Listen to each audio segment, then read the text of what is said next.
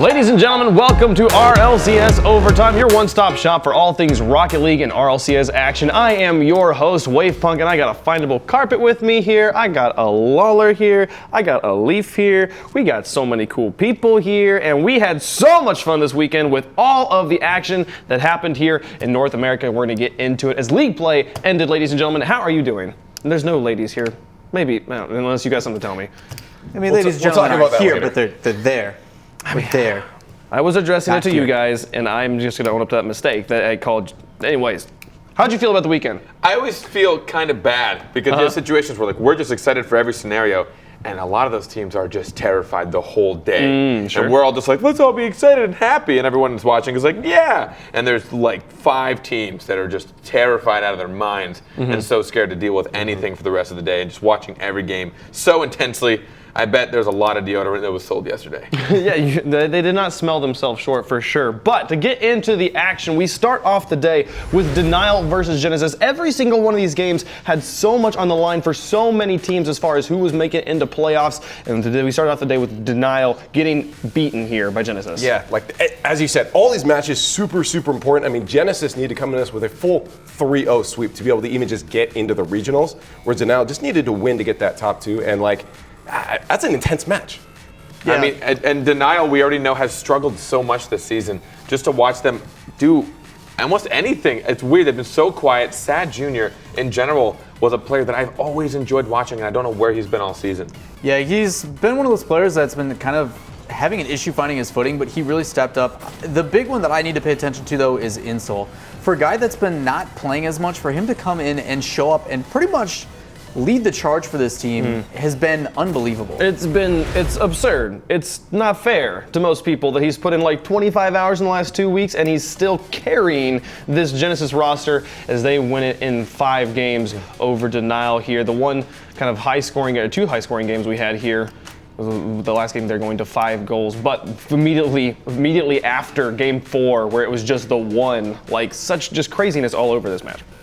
Every single game only won by a single goal, except for the final game by 2. So it was very close, kind of trading back and forth. Denial coming so close to getting that reverse sweep. And, you know, we did see them more alive than usual further on in the day. Absolutely. So Genesis gets the win here, but then Denial moves on to face off against Atelier. Also going to 5 games, Denial gets this one. The biggest thing for me was between these two teams, and you saw last series as well, Corrupted G really stepped up. Having 7 goals in the last series and in this series also tying that, and then having a little bit more on top of it. Like, they needed someone on their team, as their defense has just been pretty much the only thing that's keeping them in it. And then for them to actually have some real offense and have it be respected as well is fantastic for them going into the playoffs. And it had to be frustrating for Atelier, a team that we know has just been at that cusp of just fighting for the top 2, just being in the top 3, top 4 spots. And then Denial, a team that probably came in saying, hey, we're just going to go with this. But as you said, Corrupted G really brought it to his team. I think caught Atelier off guard, and they weren't at their top shape.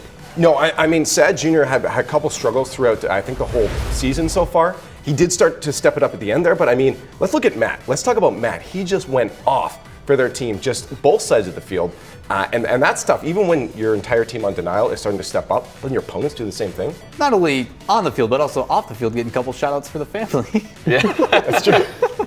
Yeah, it was interesting to see how integrated all of his family members were into the interviews this week. But in the next match, moving on, Atelier, they dropped the series against Denial, but then they bounced back here against Take 3, a squad that we were looking at as to possibly qualify for top 2, had a really rough week here as they dropped both their series. The week prior, they beat G2 and Genesis. They beat G2 3-1 in a best of 5, which is like, okay, this is it. We're seeing the Take 3.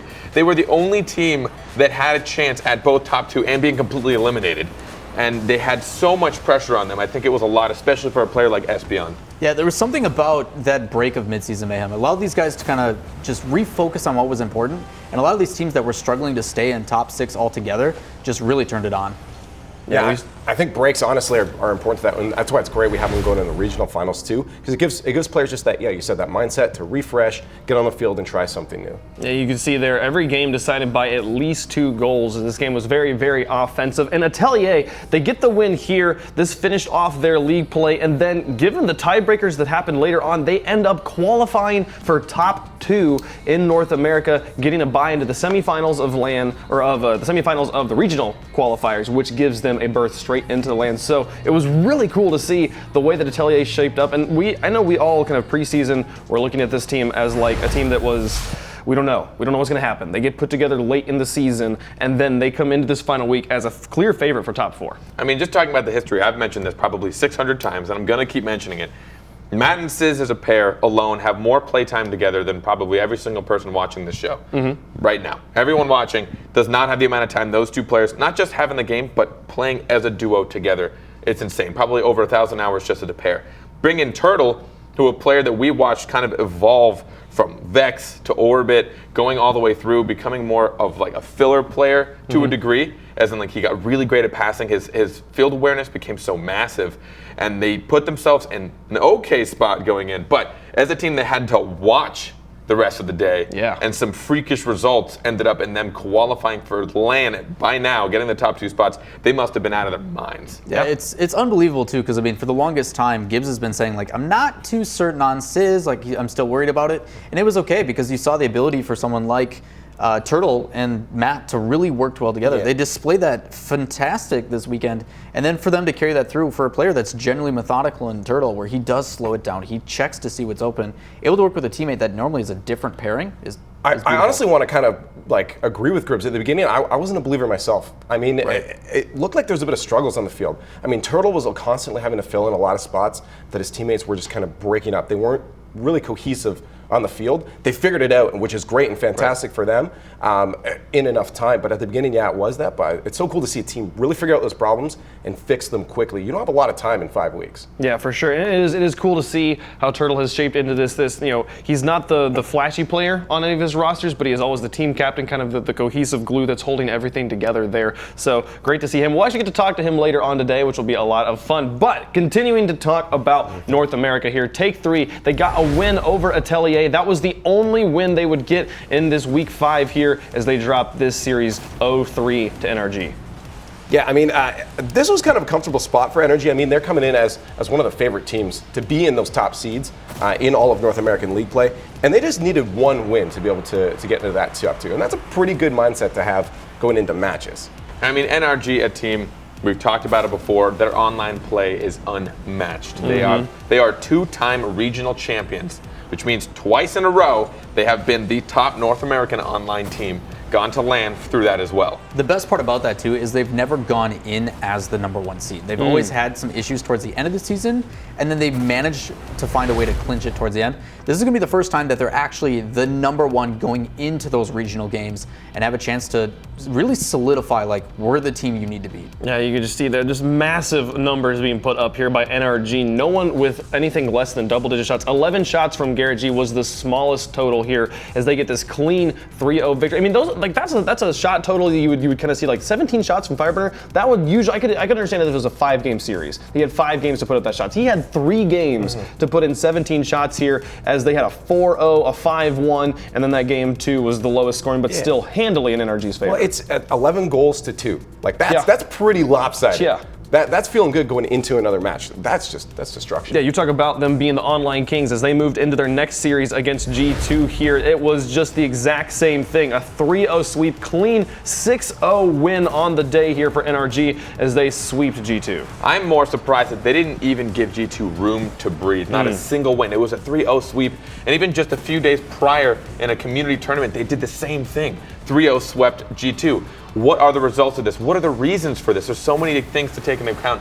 Maybe NRG's playstyle just counters what G2 tries to do. G2 is a very calculated team, and NRG loves to break that up. Well, everybody talks about how ridiculous it is to play against Jacob. When Cobb is on the job, you don't stop him. Like, having to sit and try to figure out what the heck he's going to do, the only person who does it well is probably Fireburner, which stinks for everybody else because he's on the same team. Like, what do you do? Like, The reason is because he's on the team. They're right there. They've been together. If there's anyone that he's going to be confiding in of what he does, it's Fireburner. But at the same time, like, does it even count at that point? Like, he's not on the receiving end of the Jacob craziness here. And we saw shots that were just upside down from your opponent's box to put them in for the win. And like, just again, the ridiculous stats. Again, nobody underneath. Everyone with double-digit shots here in this game. Oh my goodness. The NRG is clearly the favorites for winning the third season in a row. I mean, I want to give a little bit of credit to Firebird too, because I think him being able to switch up what he's doing on the field has allowed Jacob to really shine and show his true potential. I do want to mention, if these two players ever split up, they're going to be each other's arch nemesis. The moment Jacob has to go against Fireburner, he's screwed. Oh, jeez. Yeah, I mean, it is. I feel like, yeah, those two players, the way that they play together is a big part of why they've gone forward. I mean, this the thing is, like, they are back-to-back seasonal or online champions. This season is looking exactly the same, but they don't have Sad Jr. anymore. They have Garrett G now, and they are just as deadly, if not more deadly. The other thing too, I mean, look at G2. What has happened? We came into the season, these guys started off 4-1 after dropping that game in week 3 or 4, and it's like, okay, now what? What is happening with G2? And this leads perfectly into it. Like, against Genesis, are you serious? Now, this was the deciding game for Atelier to see if they made top 2. We all went into this game saying, if Genesis were to manage to beat G2, Atelier would be the ones to qualify in top 2. The only thing I could tweet out after this was, lol, what? I did not expect this. I mean, we talked about Genesis having some of those highs and lows. This was definitely one of their highs. Coming to this last one, that's incredible. To be able to you know, maybe give some doubt to some of the people following you, and then all of a sudden take out one of the expected top seeds, G2, is just unbelievable. I mean, the Genesis ends the season kind of in the inverse style that G2 did. G2 starts out 4-0 and then drops their last 3 series. Genesis comes in and wins their last 3 series against NRG, Denial, and G2. Yes, and that's crazy stuff to see. This squad is the way they're lighting up, as we've been talking about. What is going on with this roster? They look like they're about to implode from the inside, and yet they keep winning. Yeah, honestly, I think Chrome, honestly, in Classics is one of my favorites from that right now. I mean, Insult kind of makes me mad. The fact that he can be so good with so much less time than I have into this game. But Chrome is so smart on the field. Every decision he makes is just incredible. Classics, a little wavy on his playstyle lately, but it doesn't matter. The rest of his teammates are so incredible right now. And to talk a little bit on G2, the series prior against NRG, there was a small disconnect issue. Kenobi had lost its internet, and for the first game, it was mostly a 2v3. JNaps and Rizzo really holding it down pretty well, but I mean, what are you going to do against NRG? A man down. You can barely do it with a full roster, let alone a man down. They were holding it down well, and then the games when the Kronovi came back looked worse than the 2v3 did, which I know, and I think Kronovi said something to this effect already, that like it hit him worse than he thought it was going to. The demoralizing factor of having that be the start of your series in such a crappy situation is not what you want. But still, you are a professional veteran Rocket League player, and this is the sort of stuff that can happen online. These are the rules you agreed to play under, and you have to be able to show up on the day. I mean, credit has to go then to Rizzo and JNaps for them not only to be 2v3, but also to come back and score and tie it back up to keep them within 1. That's a whole different ball game. And I mean, idealistically, like when you talk about 2v2 and 3v3, 2v2 like versus 3v3 isn't that much different. As long as you play defensive, you watch for the counterattack, wait for the mistake, and then clear it back upfield. It is doable. It's not easy, but you saw like NRG, all they wanted to do was just score a goal as quick as possible. They didn't take full advantage of it, but then when the games really got rolling and they got comfortable, it was nothing you could play defensive, hold on to the boost, and you should be able to hold off. And they did. JNaps is a beast straight up, and I think it's Gibbs that's mentioned it too. On offense, if you have Rizzo and JNaps, they can get it done. And they were able to choose their play styles coming in 2v3, and when Kronovi comes back in, it kind of mixes it up, and it's really hard to get it all working and glued together again. Yeah, for sure. And then that wrapped up all the games for league play, which gives us our final standings. 2 teams are out and they're done for season 3. 2 teams have qualified for LAN already. NRG and Atelier, your top 2, and Set to Destroy. We knew already going into this week that they were going to be out, but Take 3 was the team that we were like, we don't know we don't know, is it them or is it Genesis or is it Denial? Take 3 is the team that ends up falling short of the playoffs, and I know Espion was tweeting out afterwards he was absolutely gutted. I mean, they didn't make it. It's absolutely heart-wrenching to see a team the week prior to beat G2 3-1 and to beat Genesis 3-2, who's the team that just beat G2, and then to not even qualify for the playoffs. And Espion, we've mentioned it time and time again, and I hope he doesn't feel bad that we say it. He doesn't do too well under pressure because he feels the effects of everything he's he's super critical of his own playstyle, which is what makes him so good because he analyzes himself constantly. But that also becomes a fault to a degree. You know what? It's a good attribute to have, though. I mean, a teammate that cares about what his teammates are feeling as well. Like, to be able to care that much about your teammates, what people are thinking of your play style, and to be so critical. I mean, you kind of need that at top level, but it's so hard to see top 8 teams. These are the best. I mean, the 0-7 tells a different story for that one, but even top 8 teams, someone isn't going to make it, even if you're that close. I mean, EU has the same story going on. So many teams are so close. Someone can't make it to those regionals. I mean, I feel this way every season at LAN. That like I feel like I empathize more with the losers than I'm celebrating with the winners, because you get to watch all of it happen. You see the players crying backstage, or see the players like really frustrated. You watch teams break up right in front of you after they walk off stage, you know. And it's rough because only one team can walk out and win. And in this situation, Take 3 not able to make it into the playoffs. But congratulations to NRG and Atelier. They will be going to Worlds, and we will have some playoffs. We'll get into that in just a second. We're going to talk about the top 5 plays, though, from this week, as the action, crazy score lines, crazy implications, but still ever exciting Rocket League here. We'll start with Turtle. Turtle coming in as a strong player. I talk about being a solid third. He just really takes control. We talk about him kind of being that captain role, and I don't know what their comms are like, but I imagine he's almost kind of dictating. But even just being able to have the awareness to get certain passing plays and to keep things up here at 0 seconds, just phenomenal. Absolutely, the way that they're able to keep that one going. 4 is Chrome. Yeah, Chrome is, again, I talked about him being such a smart player. He's where he's needed. He's exactly where he's needed to get either passes or keep the play on offense. That's the big thing. When he's at that midfield line, look at that. Beautiful mind game. He just took 3 people out of the play. 3 people. The 1v3 to get the goal in. Number 3, though, Corrupted G here. We talked about him all weekend being that offensive presence for Denial, and you see it yet again. One touch after another, and then this ridiculous angle coming off of that wall. He brings it upfield after a touch with his teammate, but then to solidify it, gets the first touch, which makes that defense completely dead in their tracks. But then to see that second shot come in, nobody's ready for it, and that's what made him so special this weekend. But as we've always been talking about, NRG's big backbone is Jacob, and the nutty things he can do always. Is this the upfield? Yeah, this is the upfield. He's in the blue box and says, I'm going to go up and just flip upside down. There's no camera angle where he can see this goal. What do you do when your opponents can attack from every angle? They're behind you and putting goals in your net. Yeah, you're like, oh no, he's not a threat. I can come out of net. No, you really can't. This is Jacob we're talking about. But number 1 play, sticking with Atelier. The other team that qualifies is going to be Matt. Yeah, I mean, we saw him before. 17 saves, I think, in 12 saves in one series. He's everywhere. Yeah, the way he comes off the wall, just going to push that one back out. I think this is the second time pulling this off from the back wall. Just look at his recovery. He goes for the first touch, he recovers immediately, jumps off, waits for the second one, and gets another touch to push it in the net. He's got such good awareness. It's presence of mind, knowing your options. It's not, it got saved, whatever. I can still score this. Knowing those options and then executing is another thing. But it was an incredible display of a lot of skills in that. Absolutely. So looking forward to the playoffs here. We've got 2 teams who have qualified all the way. They're in the semifinals. They will be going to LAN. They're still playing for that regional prize pool and being playing for to be the number 1 in NA. But there are 4 teams. 2 of these are going to make it. 2 of these are not. Genesis is going to have to play face off. Wow, that's a hard word. Face off against Selfless, and G2 to face off against Denial. Guys, who are our 2 teams who are making it in? Well, essentially the way it worked is we see whoever made it into top 2 of the league play gets a bye, which is where you kind of get their qualifying for LAN. That's how the situation works. So they're immediately in the top 4. That's where the qualifier for LAN part comes in. That means they only have to play 2 games.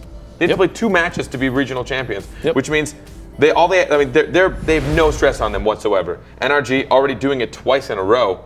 I mean, what are they supposed to do from here? It's probably just do what they've always done. Absolutely. I'm a little bit sad, no pun intended, that my Canadian boys, I honestly don't think they're going to be able to do anything much against G2. You think they'll drop to G2? I honestly think so. I think G2, I forget who it was, but they said that Kronovi is Captain Clutch, and I honestly think that's 100% true. See, but here's my thing though. Like they start off 4-0, and then they've dropped 3 in a row right now. If G2 were to make it in, I wouldn't be surprised because exactly what you're saying. It's Kronovius, this monster roster. But if they were to drop to Denial, it would not surprise me at this point. I mean, we talk about it as a thing as in its own. Kronovi factor. When you have a guy at the last second on the line, look what he did at the first World Series. came out of nowhere, carried his team, and got them the win. Like, they're the world champions for that reason in Season 1. So when it comes down to it, like, you have to take that into account. And you know they have downtime. Like, these couple weeks leading up, you know they're going to grind it out and do their best to make sure that they secure that victory. And we will see. And we get to take a look at the prize pool, what these guys are playing for here in the regional championships. $10,000 for first place, dropping to $6,500 for second. But good money. This is all on top of what they are making in league play and what will be put in addition to in the Worlds. I mean, right now, I imagine money is not what anyone's thinking about at this point. LAN is such a big deal for everyone going from this week forward. You want to get the best seed possible. I mean, you look at the other side of the bracket, you have Selfless and Genesis. Genesis, a team that they can be hit or miss. Sometimes they do phenomenally. And Selfless, I have been pulling for them since day one. I love their roster. I love the way they play. When they didn't qualify for Season 2, part of me died inside because I wanted to watch those guys really bring it to They pulled the same thing that Genesis did, of starting off like 4-0 and then dropping 3 in a row in the end, or G2 rather, in the end. So Genesis coming up against, and Genesis has been hot here in the end. So who knows what's going to happen there? We want to find out. You guys want to find out. Definitely going to have to watch when we have the regional playoffs, but we're going to take a quick break here. When we come back, we'll be talking to Turtle, the team captain from Atelier. It'll be a lot of fun to talk to him. Don't go anywhere. We'll be in a moment.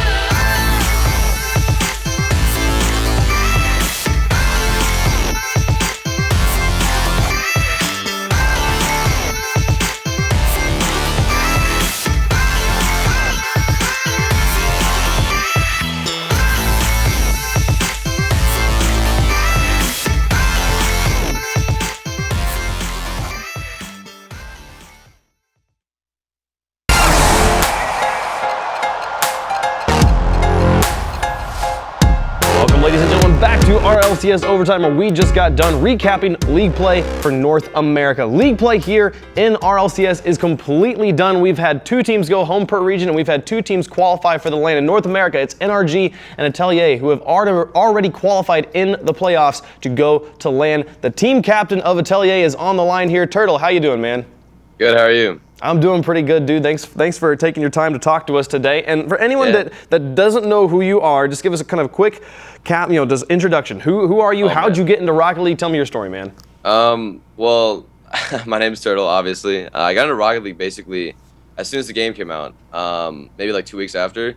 And I just saw it being streamed on Twitch, and I was like, oh, this looks fun. So I started playing it, and the next thing I knew, I was literally addicted to it. I couldn't stop playing it. I kept, grinding the game. I don't know. There was something like addicting about Rocket League that just wanted me to keep grinding and to keep going. And after a decent amount of time, I stuck with the game, and I guess here we are now.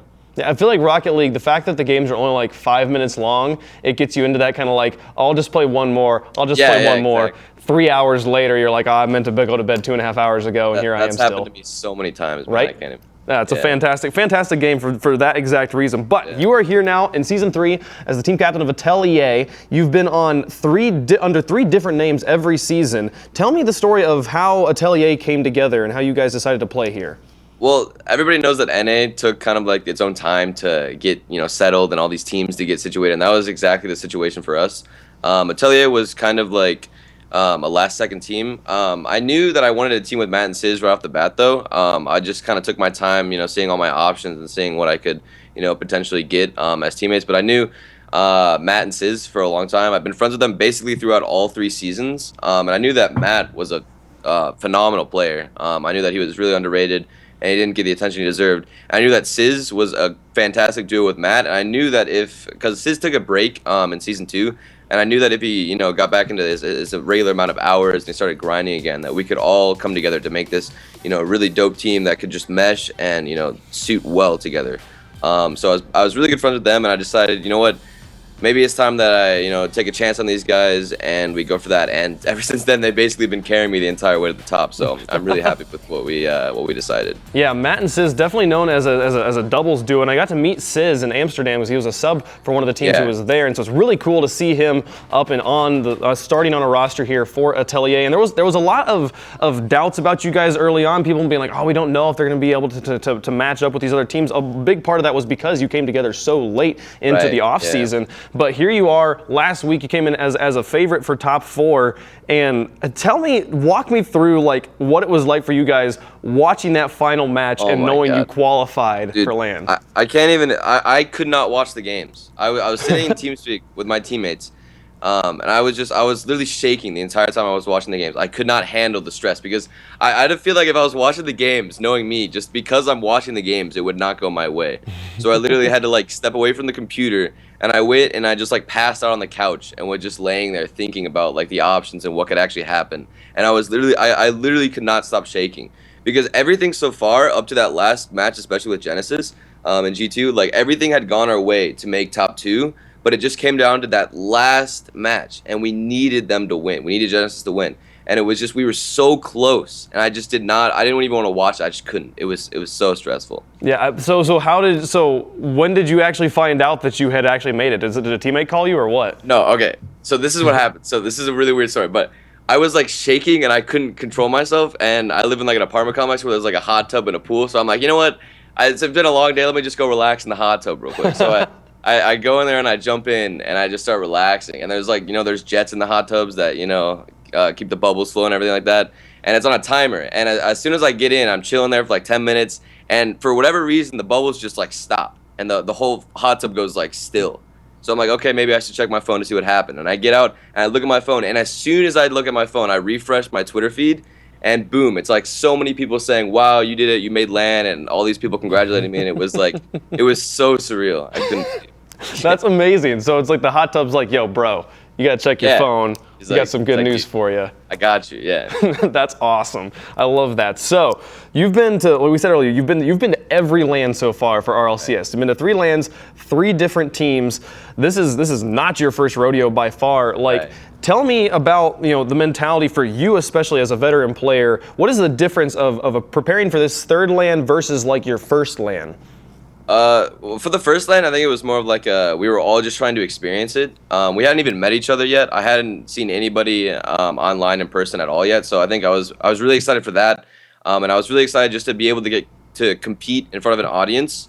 And it was just like it was such a new experience that it was so hard to like focus on anything else besides just taking it all in. So that was kind of like the first LAN. And for the second LAN, I also had like kind of like the same expectations. I mean, it is only the second LAN too, so you're still kind of fresh to it. And I don't know, it's all just such like a new. Every time you go to LAN, maybe it's just because I've been to twice, but every time it's like still such a crazy experience. Like seeing all your teammates, seeing everybody. It's like it's so overwhelming almost. But I feel like now that I've been to 2, I have 2 under my belt. Going into the 3rd LAN, I feel like I'm a little bit more focused. It's still going to be quite difficult to kind of get your head right, but this time I won't have to deal with like the time zone changes, which is a really big pain in Amsterdam because I was so sleepy. I remember Moses drank like 3 Red Bulls and still passed out. It was insane. So we won't have to deal with that, and we'll also kind of be a little bit more comfortable because we'll be in North America. So I'm actually really excited for this upcoming. Yeah, that makes a lot of sense. Definitely going to be able to approach this one in a more just focused role as it is your third time. It's not this new experience. And do you feel like Matt and Sis are kind of like looking to you for guidance and for kind of an anchor here because this is the first time they're going to be on the stage? I feel like I can kind of have that presence on stage, but I haven't really performed myself in the past 2 LANs, so it's kind of like that same exact feeling for me too, because I really want to prove myself this LAN. The past 2 LANs I performed okay, decent at best, so I'm really hoping that this LAN I can step it up, and maybe, since I have kind of have more experience, I can calm down Sis and Matt. That's kind of the goal. But I do feel like Sis is probably going to enjoy it the most because Sis is a character. That's all I can say about him. But I feel like he's definitely going to enjoy it. And then Matt, I feel like he can really, if he goes into like Zen mode, I feel like he can completely destroy at LAN too. But yeah, hopefully I can calm them down. Awesome. Cool to hear about the team chemistry there. So looking at the LAN and the other teams that are going to be going right now, we know 4 of the teams who are going to be going. There's still 4 more spots to be filled out, and then there's the 2 from OCE. Just over all of RLCS, like what are the teams that have got the most respect from you guys and that you're looking the least forward to having to compete against? Honestly, like any team that's made LAN consistently, I think is a threat, mainly because they have that experience under their belt already. Like I'm the only one on my team with a couple LANs under my experience, so we're not as much of like a scary threat in my opinion. So we don't have that much pressure, which can be honestly a benefit. But teams like Northern Gaming, I feel like are very, I respect them a lot, mainly because they've had the dedication to keep coming back LAN after LAN. And I know Remco, I know Maestro, I know Devo. They're all incredibly determined. Even if they come in like 2nd or 3rd at LAN, that's literally not nearly good enough compared to the first for them. So I know that they're very determined and they're just very, they're going to make sure that they can do all they can to get first place. So they're definitely going to be a big threat. And I do think that Flipside are probably going to make LAN for sure, and they're going to be a big threat as well. It's just mainly these experienced teams that have come back and back, I feel like are going to be the biggest threat to all of us, honestly. Yeah, for sure. We talk a lot here about how like consistency is the most important thing, and these are the teams that have consistently shown up across all of RLCS. So yeah, definitely a big threat there. Taking just a step back here, we've been talking about LAN a lot. We have one more weekend of online play with the regional championships. NRG is the back-to-back North American champions. They're already qualified for the semifinals, and they are set to do it for a 3rd time. Do you think they're going to do it, or is this the season that someone else dethrones them here in NA? I'm kind of thinking, if we can beat G2, I think if we can play with confidence against NRG, I know for a fact that it's going to be a great game. Definitely. Hats off to NRG for just proving back and time again that they can, come into top 2 each season. That is actually insane, especially since it's like Jacob and Fireburner. They've been together, and they keep going back and back and back all the way to top 2, which is, insane.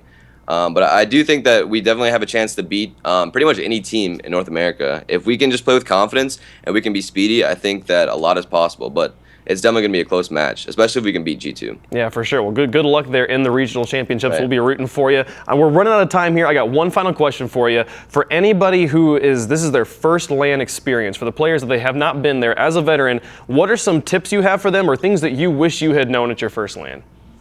Honestly, I think at the first LAN, I didn't even have like my settings wrote down or my camera settings or like anything like that. I literally came in, I sat on the computer and like, wait. And I like had to go to my stream and everything and do all these commands. So definitely just like kind of come prepared, knowing what's going to make you the most comfortable at a LAN.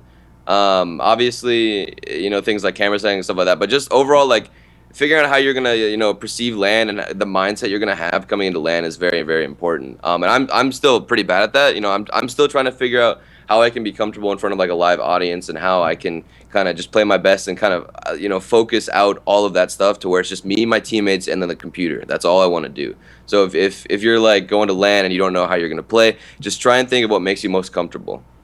Awesome. Fantastic advice there, bud. Thanks for taking the time to talk to us, and good luck in the playoffs and good luck at LAN, dude. Thanks, man. Thank you for having me. Awesome. That is Turtle from Atelier. Great to talk to him. Always great to talk to the players here, and that'll do it here for the interview. But when we come back, we're going to be recapping Europe and what happened in their final week of league play. It was just as crazy as North America. It'll be fun. We'll be right back. Don't go anywhere.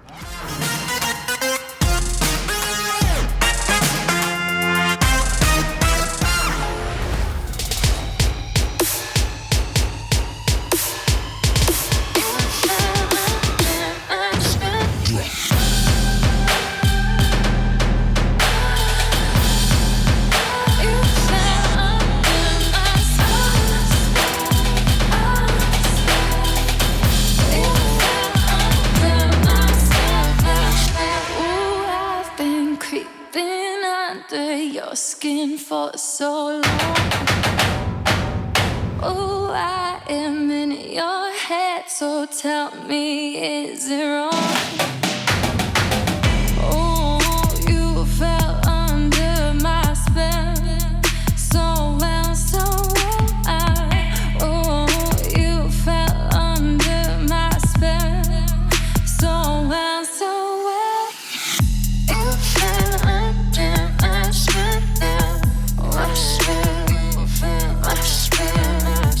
You fell under my spell, my spell, my spell. My spell, my spell, my spell, my spell. You fell under my spell, my spell, my spell, my spell, my spell, my spell. You fell under my spell. You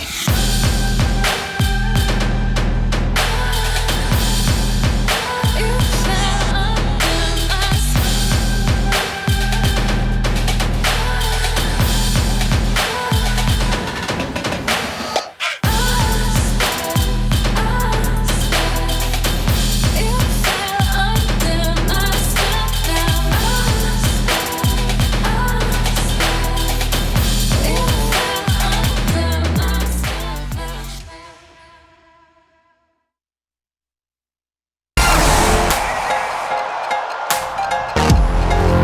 Welcome back to RLCS Overtime. Ladies and gentlemen, we just got done talking to Turtle, and now it's time to recap all of the EU4. What happened with league play? I'm your host, Wave Funk. I got a findable carpet here. How you doing, bud? Doing pretty good, bud. How Doing you pretty doing, good. I'm doing pretty good. Yeah. And over here we got you two just Lawler kiss already? and Leaf. Oh, come on. We're not allowed to. Pinky. There we are. It's not allowed. It's not I a can't thing. tell which was worse, to be honest. Theirs was adorable. Yeah, that's true. Ours thought that was- Ours startled people. They're like, please no. I thought it was cute. But we had a great weekend of Rocket League action here in Europe. We got things started off with Mocket versus Resonance. As it was the case over in NA, all of these matches had meant so much for so many teams as Mocket was able to get the win here in 5 games. Resonant, a team that had everything on the line here, and they had pretty much the same thing Genesis had. A team in the beginning, or a game in the beginning and a game at the end. Yep. And their last game was against Flipside Tactics. So this was a game they needed to win. They brought it to game 5, but alas, Mocket were the ones to take out the victory. I mean, the biggest thing for Resonant is all they needed was one win to get into that playoff spot over Penta. So for them, like, they had a better chance in this one against a team that has been touted as, like, Gibbs thinks they're still the best in EU for some reason, even though they haven't performed that way. But despite that, they did really well this weekend. Yeah, but they still might have the best player in EU right now in the form of K-Dop. K-Dop right now is an overperforming player in an underperforming team. He is on top of almost every single stats line in EU, most average score per game, and he tied with Kixer for the top goals per game. I mean, you see it there in the box score. Not only is he scoring goals, but he's also making a ludicrous amount of saves to help out his team. He is all over the field, just like you said. And back and forth from game to game, we see a 2-goal win in Mocket's favor, and then a 4-goal loss against Mocket, you know, with Resonant coming on top. Both teams really not fully showing up, but again, first game of the day, everyone's usually a little bit cold, so that could be a result of that as well. Yeah, we'll see Resonance again later on, but then Mocket goes on to face the big up-and-coming underdog squad of the Leftovers as this one got underway. This one also went to 5 games. Similar situation to the Resonance match as it went back and forth, and then the game 5 was just crazy. Yeah, part of the reason why Mocket was able to take it is simply because of who was involved in that game, and it had to be Mystic. Mystic has always been kind of that back guy, that one that fills in the role, but he really stepped up this match to help out K-Dot. Yeah, Mystic, as you said, really came up big here. The Leftovers just gave Mocket too much space, and Mocket is a team that has been growing in strength throughout the season, and I think this game right here kind of proved why Gibbs was correct. This is a team, if they start turning up, all of them, they are scary. I mean, you just look at that right there. It's 2:44 left to go. Now 1:47 left to go with 7 goals to nothing. This game, I believe this set a record for most goals scored by a single team in a game, and I'm pretty sure there were some other records in there as well. It was bonkers, 9-1 after a very, very close defensive series. That last game, Mocket lit it up, completely handed it to the Leftovers as they get knocked down. But Leftovers were not done yet. They had one more series, and they had to go up against Gale Force. Now, this was the big series. This was the big game of the day. If they took this one, they qualified for top 2. If Gale Force took it, they didn't, and they would need some tiebreakers. Wait, you mentioned how badly Leftovers lost the last game against Market. Was it 7-0, 8-0? 9-1. Okay, 9-1. So 7-0 with like 2 minutes left. 9-1, and they somehow managed to beat Gale Force Esports immediately following. In a reverse sweep, which is the It's what they story do. of the Leftovers, It's what right? they do. They've had, I think it's like 5 game 5s or like something like that, and they're all like but one have been game 5. they're 4-1. It's like ridiculous. Like, why did they do this to us? And that's even still going back to week 2 of the qualifiers, where only 2 of their games during that qualification stage didn't go to game 5. This is something that has not started in the league play. They just really enjoy making their own lives as difficult and as nerve-wracking as possible. And let's talk about something really, really weird. Leftovers, every single series they have been a part of has gone to game 5. And the only time they didn't, they got 3-0 swept by Penta, a team that didn't even qualify into the regional playoffs. What is that consistency? I mean, they lost 2 series, one to Penta and one to Market. Otherwise, they beat Gale Force, they beat Northern, they beat Flipside. These head-to-heads for them are crazy stuff. And the Leftovers getting the win, or not getting the win here over Gale Force, but Gale Force continuing on. And oh my goodness. Well, because of that game for Leftovers, they were able to get into LAN. Like, that's huge. They did That's get the win absolutely over Gale insane. Force. They got a reverse sweep against Gale Force to get into LAN. It's official. Doomsy was the problem. Snasky gets to go to a LAN. It's That was perfect. Doomsy's tweet after the game. He my was God. I'm like, it's correct at Yeah. the end of the day, but Sicky, Good God, Shogun. Doomsy, I love you, baby, but you did leave Team Rocket. Okay, fire has to be thrown. It was Snasky, and we talked about this during the match. Like, it was Snasky and Farah have been the players everybody's been talking about, but it's Sicky who's put together a team every season that has sent him to LAN. Yeah, and I was talking about it during the broadcast. It's different levels of experience here. Sicky, been to every single LAN so far. Snasky, been involved in ton of league plays, but never quite made it. And Farah, the newbie, the rookie on this team, makes his first LAN on his very first attempt. So all different ranges of experience, but they are all going to LA. I wish we gave out a Rookie of the Year award because Oh, that's fair, if we ever do it, I'm going to make an argument that we retroactively come back and give it Yes. to Farah as well here in season 3 because he like this the story I remember, like the game where they play against Flipside. People were asking me this on stream yesterday all the time, like, what's been your favorite series of league play? And it was Flipside and Leftovers with the reverse sweep, the triple dribble to get it past everybody. Everyone remembers the moment, like crazy stuff from them. So the Leftovers, they qualify here with a defeat over Gale Force because they hold the head-to-head over everybody. Yeah, that's been the craziest part of it, is at the very beginning of this season, they were able to take it over the 2 big Titans that we talk about that everybody's worried about, and they're like, all right, well, just don't screw up now, and it's okay. And they did that. Like, it was crazy. And then you said it for Farah, like, to be the rookie and also be going into this week the 3rd best striker against people like Cooks and Markey, like, to be up in there in that podium level with those 2 players is hands down, like, unbelievable. Now, and that is it for Leftovers as they qualify. Gale Force had one more match to go. So we move on in our recap here. They had a kind of a rough weekend here. I had a rough weekend with this too because I believe I picked Gale Force to win both of these, and they didn't win either of them. You goofed, but bud. Northern Don't Gaming worry. in 4 games able to take it here over Gale Force. Northern Gaming has been a consistent team. We've seen them time and time again here, going all the way, and they, again, on one of the other teams that was looking to make it into the top 2 spots. You know, we just talked about Leftovers. We didn't really talk about it a whole lot. They are one of the top 2. They are in LAN right now. They have qualified in for LAN, and NG, Northern Gaming here, trying to do the same thing. Yeah, that series was just basically showing how good Northern Gaming truly is. Maestro, I said it during that series, where he'd been the past couple weeks not been the most active. He hasn't been making so many plays, but everyone he was making was so crucial. You see it in that touch there. Like, as soon as he gets his nose on the ball and he's in that position, he's going to make it count.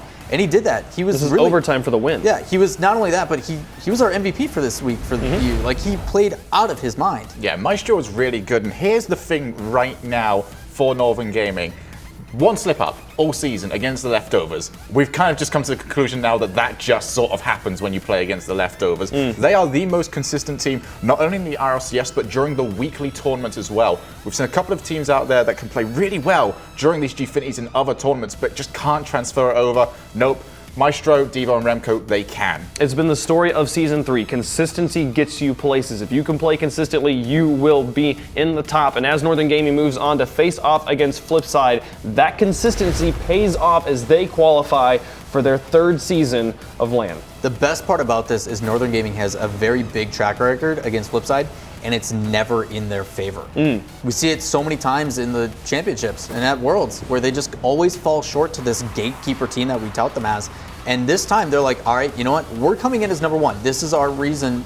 Is it Devo? Is Devo going to be the one that allows us to finally say we got Flipside? I think Devo actually is, because whenever we saw them play against Flipside last season, they were very quiet. They were almost looking like they wanted Flipside to make a mistake against them. This time around, really pressing up, looking to see if Flipside would make mistakes, and they turned it into a much more sloppy series than usual, but that's what they needed. When we talk about consistency, and the one thing Flipside was not this week was the normal world champion gatekeeper team that we've seen. The sloppy play here against Northern Gaming. You saw Remco tweeted out after this win. He was like, I didn't play very good, but who cares? Made it to land. It's great, you know. And they just capitalized on mistakes. We saw Cookser and Markey and teams just making, mainly it was Cookser and Markey. Like Greasy had a pretty decent game, but those guys making mistakes, missing backboard shot, missing easy, simple passes, completing the ridiculous stuff we see them usually doing, but those simple things, the little passes, not able to complete. I mean, watching Flipside, I was casting these last two series, and I almost felt guilty watching Cookseer and Markey make mistakes. You know, they're just, you watch them all the time, and it's Flipside. It's Flipside. You just don't mess up when you're Flipside. And so many times I was just like, all right, well, Cookseer just missed that completely. Markey missed that completely. And Greasy was actually the third they brought in to fill up the roster, but instead, he was the one that had to ground them. Now, Flipside, playing inconsistently in the match against Northern Gaming, and that continues here against Resonant. There was talk of people being like, are they throwing here? And it's like, did you see them playing against Northern Gaming? They weren't playing well there either. Well, the part of it was Resonant needed this win to stay alive. They weren't able to get it against Mocket in their first game of the day. They had to sit and wait all day, letting that mental get to them, and then for them to come up clutch, because they played well. Like, you can't say that. Some of it was on the side of Flipside not looking like Flipside, but still, Resonant showed up. Yeah, it really is. And Resonant's been a team that's kind of struggled to get into their own pace. Them and Penta were both the teams that we've always looked at and just gone, if they play really well, they can be up there with the rest of the top teams in the EU. Haven't quite done it so far, but they will get to take on Flipside yet again in 2 weeks. Yeah, no, and remember, Resonance started off the day with what was arguably their easier match against Mocket, which they dropped in 5 games, and then here, in 5 games, taking it to Flipside. It was such an exciting way to see them continue on as they qualify for the playoffs. I'm not gonna lie, this was one of the sloppier games I've casted. Sure. Every single game felt like it was a different two teams that mounted the field. I mean, look at this, trading back and forth. You have 3-2 in favor of one. 3-2 then, okay, you'll swap, that's fine, it's close. And then a 4-0, then a 4-3 and a 2-1. It felt close to a degree, but these are such high-scoring games for two teams that really you think would be playing a little more defensively against each other, and it really caught me off guard. And the question on this one really is, if Flipside had beaten Northern Gaming, would this be any different? Because then we start getting into tiebreaker scenarios where Flipside's got to play a little bit harder, really try and zone in on it. So we really must ask that question. We obviously will never get the answer to it, but I mean, if they really had to push for it, would Flipside have won? I mean, I think Flipside had everything to play for in that series, which is, I think, again, I'm coming back to like the people that were thinking, because Flipside gets to basically pick who they were playing, either Resonant or Penta in this final series, and so a lot of people were wondering, are they throwing intentionally to just be able so they can play Resonant? And you see Greasy talking about how it's like, we lose to Resonant all the time, and we never lose to Penta. Why would we ever do that? And if you saw the way they were playing against Northern was the same way they were playing against Resonant here, and they had everything to play for against Northern Gaming because they get an automatic buy into land with that win. So I think that this was just not Flipside's week.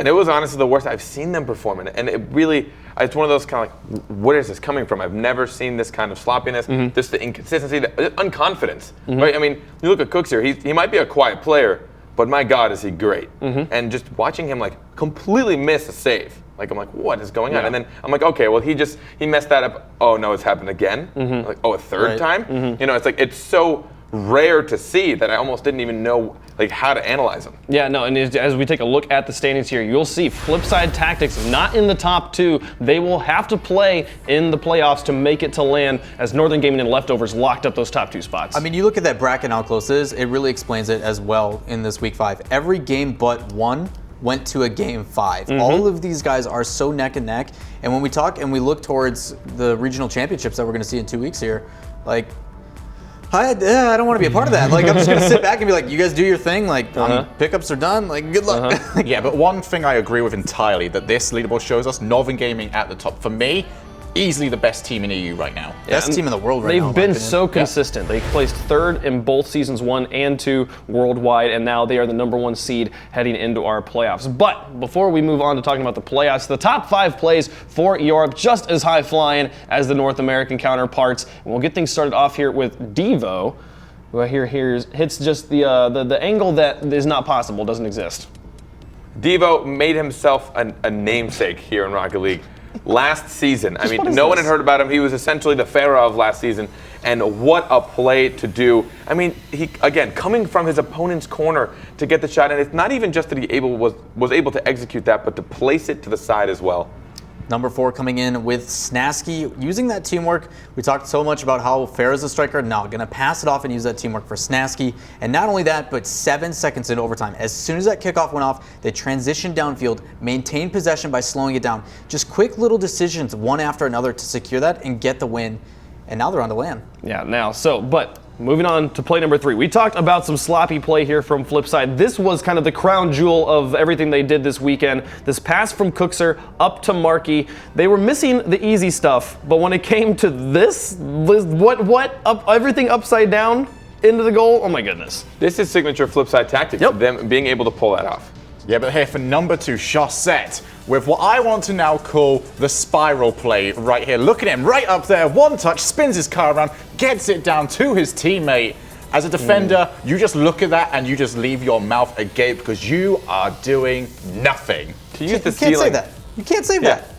He used the ceiling as a second man to pass it then one more time. He's like, oh, don't worry. Yeah, it's a pass play to his teammate, but he has another teammate that's the ceiling. It's fine. His favorite teammate is him. It's perfect. Yeah, but number 1, Metzenaris Resonance, as they able to get the win here in game number 5, securing their bid in the playoffs. Metzenaris is a big part of that. Just Fantastic. clean. Fantastic double touch. You see him read that off the wall. As soon as that's cleared, capitalizing on the mistake, really. That clear didn't go out far enough. He was already waiting for it. It should have been settled and played down into the net. But for him to take that and then follow up that touch, and then he did this like little ballerina twisty thing in the air to make sure he hit it just right. Like, I mean, fantastic. No, it's ballerina stuff, but at the same time, that is the only way that ball goes in. If he does not hit it with that top left-hand side of his car, that's not going to get the power to go in. It's going to be saved by the defender or just not go above the net. Right. Yeah, no, so those plays, big part of what has them still with a chance here in the playoffs. So we take a look at the brackets. 2 teams have a bye into the semifinals, which means that they are able to go straight to the LAN. But the quarterfinal matches here. Only 1 team of each of these matches is going to be able to go to Hollywood. I mean, I said it earlier. You look at those, like, look at that upper bracket. Gale Force and Mach are fighting out, and then they got to go place Northern Gaming. Obviously, you win 1 and you're going to Worlds. That's the big thing. That's the thing they have to worry about right now. Like, you still look at that and you're like, okay, you look at all the teams that are in those lower ones. You're either playing Flipside or you're playing Gale Force, who has been, for the most part, in that top 3. I think people might be giving Flipside kind of an automatic, like, okay, they're going to do it well, and then they're going to make it into semis. But the team they most recently lost to was Resonant, who they now have to face off against. Yeah, and I really want to look at that other game as well, though. Gale Force versus Mucket. Gale Force are having a nerve issue right now. They have now lost to Flipside, Northern Gaming, and the Leftovers when it has been most crucial that they get the win. Mucket is the upcoming team here who are finally finding their stride. That nerve is going to be huge. I mean, serious question for you then, Shogun. Do you think Gale Force is going to be able to do it? Do you think Rocket's going to take them over? No, I honestly don't right now, unless they have a serious... This is a mental issue right now. This is not gameplay for them. They need to sit down and just go, here's our rotations, here's how we do it. Do not panic. And yes, there is a couple of language barriers on that team, but this is the LAN you're talking about, and this is Mucket Esports, a team that, when on their game, will tear you to shreds, as the Leftovers will tell them. I have to disagree, to be honest. I think Gale Force can do it mostly because if I'm just going with what I've seen here at the RLCS, they have shown me more consistency. Gale Force has been able to show me the consistency. I know Gibbs came in talking really hot about Mucket, and I was really excited to see them, and then we just didn't see it. They seemed to fall flat every single series. I know they have the raw talent, but I think Gale Force can do it. Absolutely, but we can take a look at the prize pool here. This is what they are playing for, same as North America here in Europe, $10,000 for first place. And this money, again, as we said over in North America, this is great, but what you're worrying about first off is making it into the playoffs, making it into LAN so you have a chance at the big cash at Worlds. I mean, obviously these guys want to win. Win 1, you go to LAN, and then you get even more money on top of it. So that's fantastic, but that's what it really comes down to. You get 1 win, you're in, but if not, I mean, you still get a bunch of cash. So, I mean, either way, not what you should be focusing on. But Absolutely. Get the win. Get the win.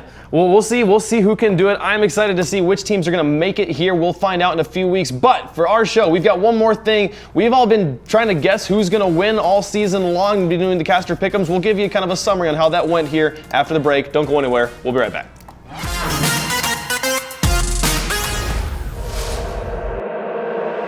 Solar eclipses.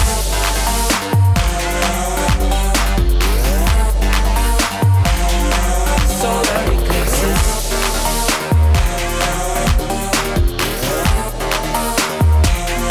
Solar eclipses.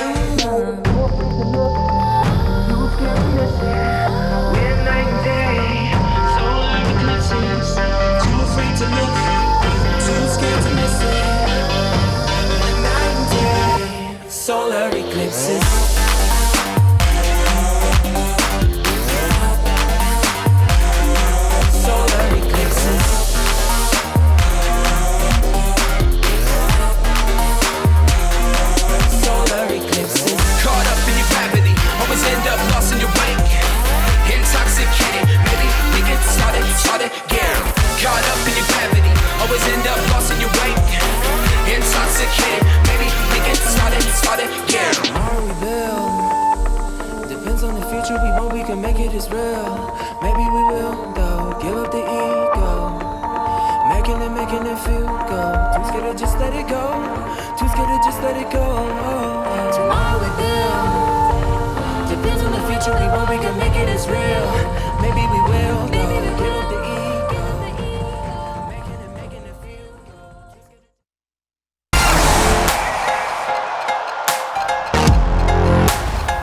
Welcome back to RLCS Overtime, where we just got done with all of league play for Season 3. I'm your host, Wavepunk. I got a Lawler here with me now. I don't know what you did with Carpet, but I'm glad you're here because you're nice. And then over here, we've got a Shogun and a Leaf. Hi, I'm Leaf Nochin. And I'm Shogun Too Much Face. Oh my goodness, this is just how things are going today. We had caster pick'ems the entire of the season, where we were just deciding, we were all guessing before the game started, before all the weekend started, who was going to be. And we have one, actually, clear, decisive winner. So we take a look at the standings. Drum roll on the desk as it comes. Hey, there it is, Lawler. That was an awful drum roll. You win. I'm the best. You win. How'd you do that? It wasn't all guesses. Some of it was actually like calculated with analysis. Did you cheat? No. I call it rigged.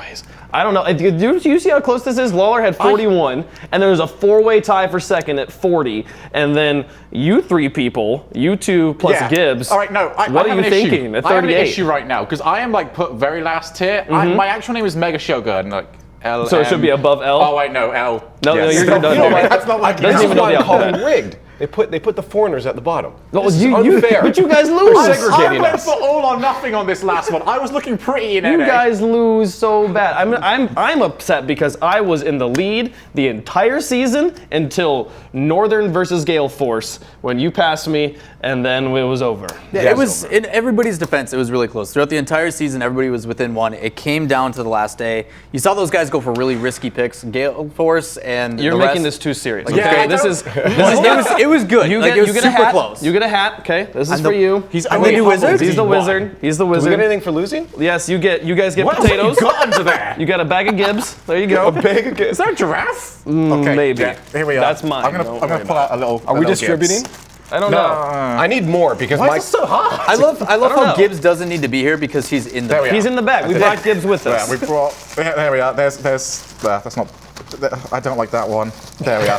Which one You're do so you like? picky about potatoes. Yeah, there. Wait, need wait, Gibbs. give us a Gibbs impression again. How does he say?